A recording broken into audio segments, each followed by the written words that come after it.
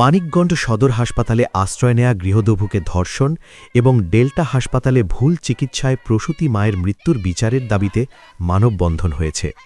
আজ বুধবার সকালে মানিকগঞ্জ প্রেস ক্লাবের সামনে এই কর্মসূচি পালন করে বিভিন্ন শিক্ষা প্রতিষ্ঠানের শিক্ষার্থীরা। যে উকিল তার বিরুদ্ধে লড়বে, তার সাথে লড়বে, যে হচ্ছে সেবা আর নিরাপত্তা পাবার আশায় হাসপাতালে গিয়ে ধর্ষণের শিকার হতে হয়েছে এক গৃহবধূকে। অন্যদিকে ভুল চিকিৎসায় প্রাণ গেছে এক প্রসূতি মায়ের। আলোচিত এই দুই ঘটনার বিচারের দাবিতে বুধবার বেলা 11:30টায় মানিকগঞ্জ প্রেস ক্লাব চত্বরে জড়ো হন বিভিন্ন শিক্ষা প্রতিষ্ঠানের শিক্ষার্থীরা। সহপাঠী সচেতন শিক্ষার্থীবৃন্দর ব্যানারে আয়োজিত এই মানববন্ধনে অভিযুক্তদের ফাঁসির দাবিতে বিভিন্ন স্লোগান দেন তারা। মানববন্ধনে বক্তারা বলেন যে হাসপাতালে মানুষের সেবা ও নিরাপত্তা পাওয়ার কথা, সেখানে আশ্রয় নিয়ে এক গৃহবধূ ধর্ষিত হয়েছেন। আসামিদের চিহ্নিত করে আটক করা হলেও এখনও তাদের কোনো শাস্তি প্রদান করা হয়নি। আমরা ধর্ষকদের সর্বোচ্চ শাস্তি মৃত্যুদণ্ড কামনা করছি। আজকে আমরা যে সদর হসপিটালে আপনি জেনে থাকবেন যে নারী ধর্ষণের যে আনসার 2 সদস্য যে নির্মমভাবে নারী ধর্ষণ করেছে, এবং এর পাশাপাশি যে আমাদের মানিকগঞ্জে ডেন্টাল সদর হসপিটালের পাশে যে ডেন্টাল হসপিটাল, সেখানে ডাক্তারের ভুল চিকিৎসার ফলে একজন মেয়ে, আমাদের বন্ধু, আমাদের সহপাঠী মারা গেছে। সেই দুই বিচারের দাবিতে আমরা এখানে এসেছি।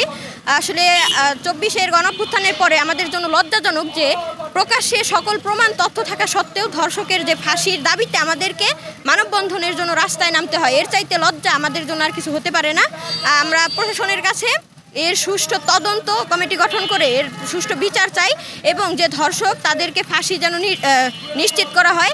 আপনাকে একটি তথ্য দিয়ে আমরা খোঁজখবর নিয়ে জানতে পেরেছি যে দুটি বিষয় ঘটেছে, মর্মান্তিক ঘটনা দুটি, সেখানে আপনার উপরে তাদের টাকা এতই বেশি হয়ে গেছে যে টাকা দিয়ে তারা এই ইটাকে ধামাচাপা দেওয়ার চেষ্টা করছে।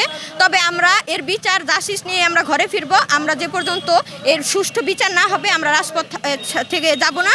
এবং আমরা যে মেয়েটা মারা গেছে তার সেখানে খোঁজ নিয়ে জানতে পারি যে তাদেরকে নাকি টাকা দিয়ে আপোষে আসার জন্য কথা বলা হয়েছে। তাহলে আমি বলতে চাই যে ডাক্তার তার এই যে তারা কি আসলে মানুষকে সেবা দেওয়ার জন্যই করে না টাকার জন্য ডাক্তারি করে, সেটা ডাক্তারের কাছে প্রশ্ন রইল। এর পাশাপাশি তাহলে আমাদের সেই ডাক্তার আর আনসারদের আমাদের কাছে তুলে দেওয়া হোক, আমরাও তাদেরকে খুন করি। এরপরে আপনারা আমাদের যে সাধারণ জনগণ তারা আমাদের টাকা দিয়ে ছাড়িয়ে নিয়ে আসবেন আইনের কাছ থেকে। যদি আইনের আমাদের রক্ষা করতে না পারে, তারা যদি টাকার জন্যই কাজ করে, তাহলে আমরা বলতে চাই যে আপনাদের সেই বিচারে থাকার দরকার নাই, আপনারা ঘরে চুরি করে বসে থাকুন।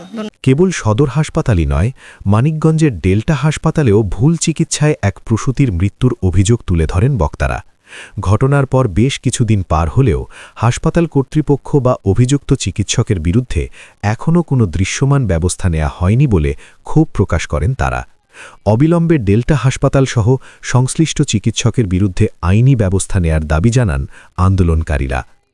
মানববন্ধনে ইহসানুর রহমান, মিথিলা আক্তার, মাসুম, শফিকুল ইসলাম সহ বিভিন্ন স্কুল কলেজের শিক্ষার্থীরা বক্তব্য রাখেন। দ্রুততম সময়ের মধ্যে গৃহবধূ ধর্ষণ ও প্রসূতি মৃত্যুর ঘটনায় জড়িতদের দৃষ্টান্তমূলক শাস্তি নিশ্চিত না করা হলে কঠোর আন্দোলনের হুঁশিয়ারি দেন তারা। নিরাপদ স্বাস্থ্যসেবা নিশ্চিত করা এবং হাসপাতালের মতো জায়গায় এমন জঘন্য অপরাধের সাথে জড়িতদের সর্বোচ্চ শাস্তির দাবিতে অনড় মানিকগঞ্জের সাধারণ শিক্ষার্থীরা। সাধন সুতোধর, হিন্দুস নিউজ, মানিকগঞ্জ। ফাঁসি চাই, ফাঁসি চাই, বিচার